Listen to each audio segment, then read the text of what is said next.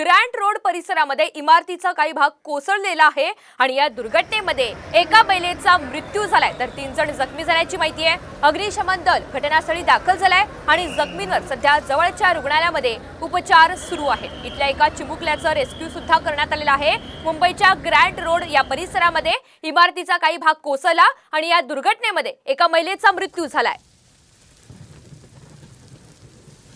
दरम्यान या घटनेचं सीसीटीव्ही फुटेज सुद्धा समोर आलेलं आहे। जेव्हा ही दुर्घटना घडली आहे तिथल्या एका जवळच्या दुकानातलं हॉटेलमधलं हे सीसीटीव्ही फुटेज असल्याची माहिती मिळते आणि या संदर्भात आपण पाहतोय सध्या बचाव कार्य हे राबवलं जात आहे। अग्निशमन दल घटनास्थळी पोहोचलेलं असून जखमींवर जवळच्या रुग्णालयामध्ये सध्या उपचार हे सुरू आहेत।